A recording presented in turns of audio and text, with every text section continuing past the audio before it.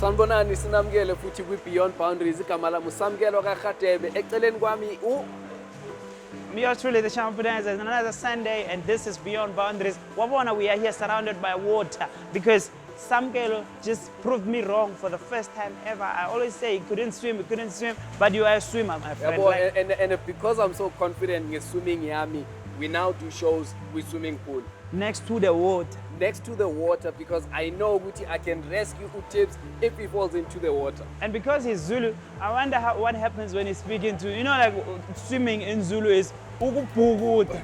Yo, it's so not glamorous to say ngiyapuguta, people are puguting. So we are bringing you a show, and we are here to uplift your spirit. And do I have to get a feel-good story, or you will get it? No, this is your job. You have to go and puguta to find a feel-good story. But I mean, while we are here, it's important ukuthi simtshele ukuthi namhlanje sizela ukuzokhuluma noThai, because this man is doing a good job. He's awarding ama-athletes wakhe because you work hard most. Yes. And after a while, we need to show ukuthi you are doing well. Kumele sikunikeze an award. Motivation and appreciation. So that you continue doing it. Exactly. So we're going to be talking to Thai. We're going to be talking to some of the swimmers. And last week, besiyenza golf. So you bring us some golf as well. Okay. You know what? If I fall into the water, which might not happen, let's blame Sam. But now I'm going to go get a feel-good story and make sure that your Sunday is... It's okay. If he falls into the water, I'm not going to rescue him. I'll just watch him. Since it's Kuluma, the last time when you came to the show, I mean, what championships have you been to? What medals did you get since the last time is Kuluma? Well, last time Skuluma ngihamba first ngiqale ngaswima kuma CGA, which led me to qualify to Durban. Then mangifika Durban, I missed my qualifying time 8 splits. So then ngathola chance ukuthi eGlasgow, eUK. It's good to swim my World Series. Azange ngithola mix lapho, I got a chance to qualify for the World Championships. Okay, that is good. So now next month is the Aguma World Championships, and Vele Sibonile Fandaku train are very good. So what are you hoping to achieve, Masofika Lapaya and Aguma World Champs? Hopefully to qualify for the Paralympics. Today also we understand there's an award ceremony that Utai is going to be doing. Are you hoping for anything today? Yes. What are you hoping for? Hopefully. Best achiever. Best achiever. Yeah. No, Ntwana, all the best. And again for Ama World Champs next year. We've been following you, and Sabona as well, progress yako. You're doing very well, and hopefully Nafandak, you walk away with something, Ntwana. Concerns are rising after high levels of E. coli bacteria forced Tokyo officials to cancel the swimming segment of the Paratriathlon World Cup event. Water quality tests at Odaiba Marine Park found fecal bacteria levels far exceeded accepted limits, forcing them to pull the plug on the swimming events. The change was the latest to highlight problems that could arise during next year's games due to Tokyo's sweltering summer temperatures. Take a FIFA World Cup winner and a Barcelona legend, put him in a blindfold and in a silent but full stadium, and then you'll highlight the skill needed to play five-a-side football. This is what midfielder Andres Iniesta did to raise awareness about the games with 1 year to go in Japan. Football five-a-side contains 4 outfield players and 1 goalkeeper with varying degrees of visual impairment, but all must wear blackout mask blindfolds and use a special ball with a noise-making device inside. Don't judge a man till you have walked a mile in his shoes, says the old adage. What about when the man uses a wheelchair? Living his experience can be a society-changing activity. That is what the mayor of Lima in Peru did after he was challenged to take a trip through the capital in a wheelchair and experience just how difficult it is to get around on wheels. A commitment was made thereafter to do better for wheelchair users. UEFA Champions League winners Liverpool won their first piece of silverware for the new season when they saw off Europa League champions Chelsea on penalties to lift the Super Cup. Before the two English giants went head-to-head, the players took time out from their preparations to have a kick-around with amputee children in Istanbul. Children from the Turkish Sports Federation for the Physically Disabled met stars like Liverpool striker Mo Salah and manager Jurgen Klopp, as well as Chelsea boss Frank Lampard and some of his squad, including N'Golo Kante and Cesar Azpilicueta.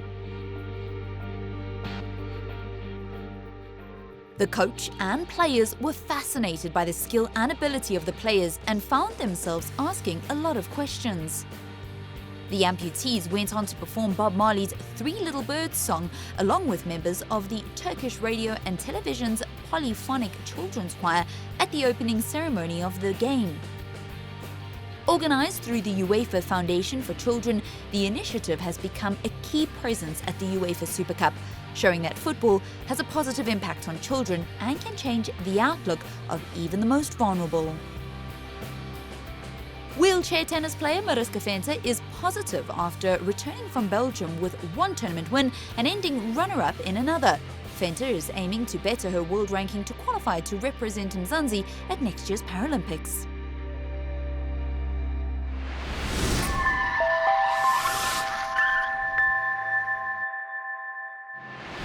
So, Lagu Beyond Boundaries, there's so many things that Sinfundisa Zona, and Nami, I'm constantly learning. So we're gonna do another interview with a deaf person. You wanna know how it works? I won't be doing the sign language. Anyway, Slindokuhle, welcome to your Beyond Boundaries. I'm grand. Thank you very much. I'm fine. Yeah, look, I've been trying to learn the sign language, but you can imagine how hard it is, eh? I can see. I can imagine. Yeah, and with Tips is not any better as well. He only knows how to say hello and bye. Anyway, let's get to it. So, how long have you been swimming for?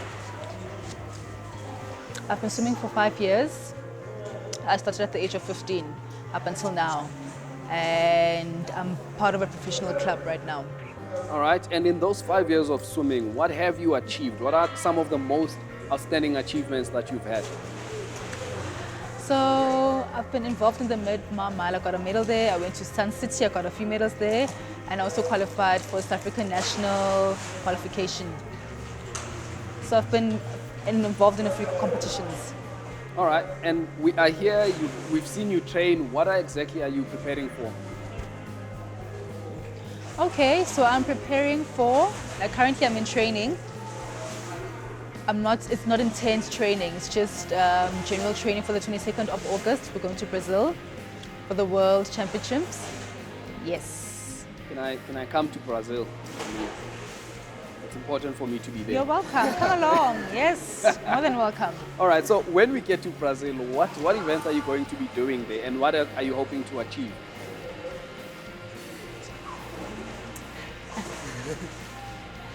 I've got a few things I want to be involved. So I'm going to do relay, 100 rand relay. I'll be doing the IM. And I'll be doing the breaststroke, 100 meter breaststroke, and the 50 meter butterfly as well. And the 50 meter breaststroke. So my goal is to achieve the best time for the 100 meter breaststroke. Best time ever. That's all. I don't want a medal, I just want to achieve the time. Best time, I want to beat my previous time, that's it. All right, so you go to Brazil, you get a personal best, and then is there a plan for Paralympics? Absolutely, yes. Deaf Paralympics, yes. I want to be involved in that. Now, a question for me and the viewers at home. How does it work when you are deaf and you are swimming? You know, when you start, obviously in running, there's a gun. So what happens in swimming when you're deaf? How do you know that the race is starting? Fantastic. So as a deaf swimmer, we've got different levels of deafness. Not everyone's got the same level of deafness. So with my club as well, I join a deaf club. So what we use in the deaf club, we stand and we can see the referee with the whistle. So there's two people standing next to each other. One has a whistle and the other one signals. So with the hand signals, it means that you're ready, and then we hold on, and then normally they've got a flashlight, a device that flashes. So when you see the light flashing, then you know that you can dive into the water. So it's different for me as a deaf person because I can hear, I've got a bit of residual hearing, So what happens is that when the whistle goes off, it's a loud whistle, I can hear it, and then I step on the podium, and then you say on your marks, you take your marks, and I hear, and then I get ready. And then sometimes what happens is that when the whistle is being blown, sometimes it's far, and I'm on the other side of the pool, maybe the lane that I'm on, maybe I'm on lane 10. I can't really hear the whistle properly. So what I have to do is I can hear a little bit of the whistle, but then I also have to look at the person who's signaling that I can jump and it's ready. So, and there's a flashlight that tells me to go and dive in the water. Wow, that's incredible. Anyway, thank you so much for joining us, like we Beyond Boundaries. And again, Sikfiseli Nhlanhla for World Championships, getting that personal best, and also for the Deaf Olympics, my man. Thank you so much. Thank you very much. Thank you for welcoming me here, and thank you for the interview. Thank you. Right. So if you ever wondered how things work here on Beyond Boundaries, I am signing and saying, if there is a sport out there, there's a way for us to make it for you. Did I sign it right? Yeah. Yes, you did.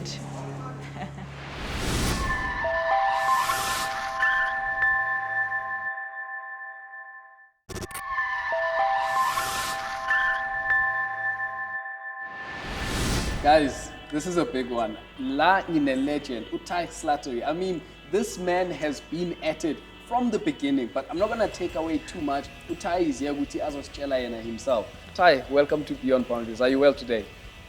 Hello, hello. I'm well, thank you. Thank you for inviting me here. I feel excited to talk to you. No, I'm very excited as well. I mean, you are, for me, one of the genuine legends of Paralympic sport. Absolutely. Thank you so much. Now, you were there from the beginning. After South Africa was unbanned from Olympics and Paralympics, you were there. Can you just tell us your Paralympic journey from the beginning up until now? Absolutely. So before 1992, I mean, during that time, I went to America for the junior championships, and we were banned. And I wasn't clear. I didn't understand why exactly we were banned, okay? So I didn't know the concept of apartheid. I didn't understand why other racial groups are not involved. So I did not give up, you know. I just dropped everything. And then when Mandela became free, that's when they lifted the ban. And that's when I went back into training, and the only focus was swimming, okay? But there's other codes as well, like wheelchair basketball, like a javelin, but my own focus was swimming. And I even had the opportunity to go international. So the first time was in 1992. I had no idea what other countries around the world look like. It was an amazing experience for me. And that's when I achieved the first gold, and I broke the world championship. So that was quite a feat for me up until now. Wow, that's quite crazy. So from 1992, you've then taken part at the other games in Atlanta, in Sydney. I mean, what other achievements did you have when you attended those particular Paralympic Games? Fantastic.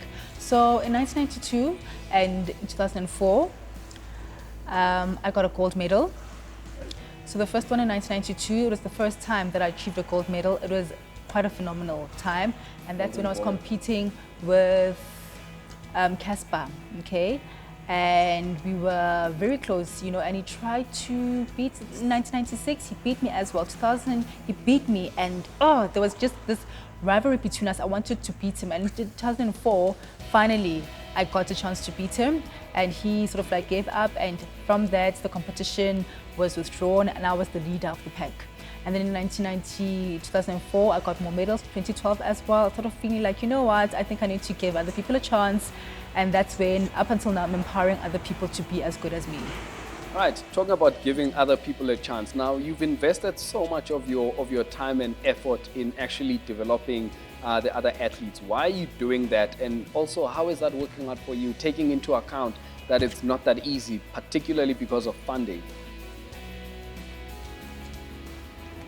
Absolutely. So previously, what used to happen in 1997 with my mother had an idea to establish people who are less fortunate, to teach them how to swim because they were victims of drowning.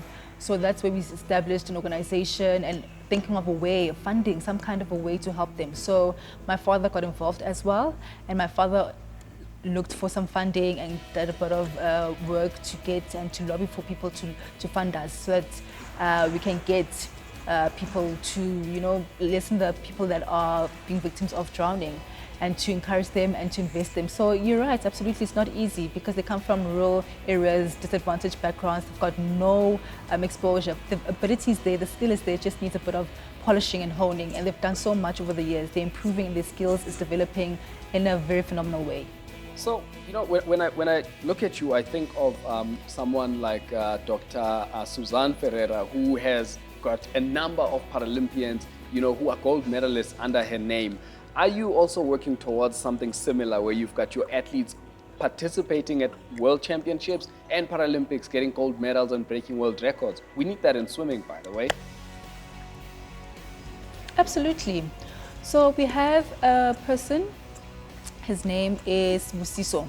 I'm sure you know Musiso. Musiso was involved in 2006, the World Championships, and that's when I got a chance to meet him because I was not his full coach.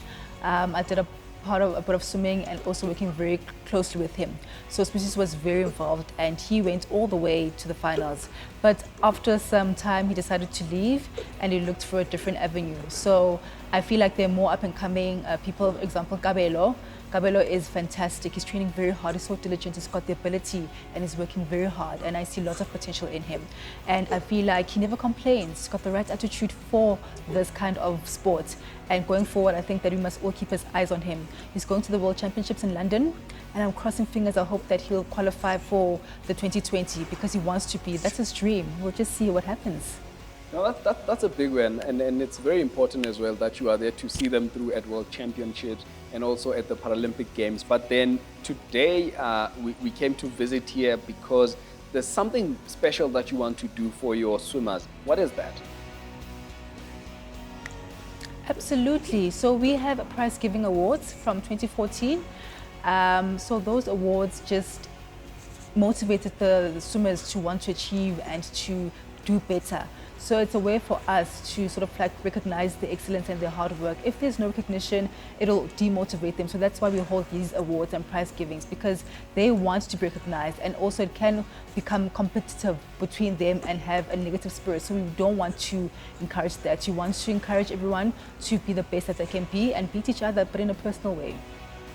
Well, we wish you all the best, and I hope that your athletes recognize you by actually winning at these championships, or at least achieving their goals of personal best.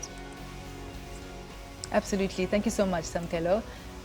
And you as well, you're welcome to come as well for training. Are you still in athletics?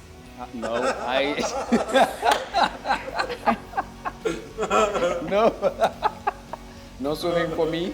I'll just stick to running and playing soccer, and that's it. Absolutely. Tedge Slattery, everyone. A legend, and now he's making legends of his own. Thank you so much.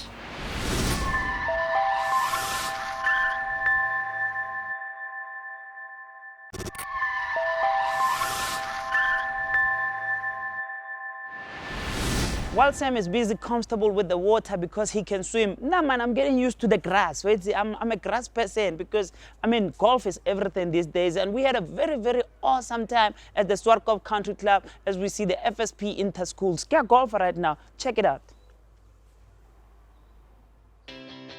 FSP, standing for the First Swing program of the South African Disability Golf Association, year in and year out are spreading the love of the game.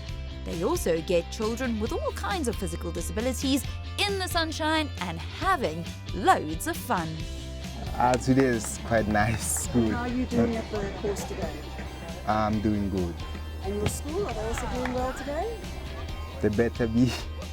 And I'm here to play a golf. And it's first time I played the golf and I enjoyed it. I took the ball and then I bent down a little and then I just I focused on the middle and then I just threw the ball. I want to play, I want to get the money for my mom, for my granny. I want to get a trophy. Dreams were being born for the First Swing program participants, while those involved in making the day a success also walked away with invaluable lessons. For me, I feel that this is really about everybody coming together and just appreciating what we have. We often don't actually appreciate what we have, and when I work with these kids, I just feel like overwhelmed in a sense. It's something I can't really explain until you actually do it. You walk out of here feeling a lot better than what you ever did, and it feels like you're giving back to society and you're giving back to the community, and I feel really proud to be a part of this initiative, and I actually can't thank SADGA enough just for actually allowing me to be a part of this. I really do appreciate it. It's very rewarding and it makes you think twice about your own abilities, so love it to bits. They love it because it means a lot to them. They can actually, some of the kids can't excel in the classes, but this means a lot to them because they can actually express themselves and they can enjoy it, and once they get something right, then they can actually feel that they're successful in something, and that's what we need because that helps them with their self-motivation. Lily Reich from the Federation says the day was also a chance to identify talent from the 3 schools that participated: West Rand, Alma and Pretoria School. These children over here, these are level 1 to 3. If we see talent in the area, then we will give them more personalised coaching, because currently their coaching takes place at their schools on the school fields with the snag equipment which you can see lying around over here. I love golf. I'm a champion. The day belonged to the children, and a special mention to these award winners. Watch out for West Rand School's golf. So we've come to the end of the show. Tipsy, it's a good one. Your golf skills are getting better. No, I'm getting better. I'm getting like 3 under par. Yeah. Like my Tiger Woods level. So we gave you like a beautiful show. Is that even a thing? Yeah. 3 under par? Or you are just making up stuff? Don't you want to leave me at least excited for the first time? Oh, for some, okay, so like, let me go home thinking I'm 3 under par. So let's leave it like that, because now I'm positive and I'm feeling strong. And you were standing next to the water again. Yes, I was doing swimming 3 under par. You know, and my swimming 3 under par has been brilliant. Everyone is happy. I mean, people are going to World Championships and, you know, by a trainer. Yeah. And they're going to be awarded as well. Yes. 3 under par. Exactly. People at home, please talk to us on our Facebook page, Beyond Boundaries. And we are now on YouTube. Go to YouTube and say Beyond Boundaries, and you can see us as much as possible. This has been a beautiful Sunday. Should I leave you, or are you going to leave me? Someone has to leave someone. I'm going to leave you because I need to, we're going to have the awards ceremony afterwards. But until then, we're going to see you next week Sunday. And yes, like you said, check us on YouTube. No, my knee, because I am 3 under par.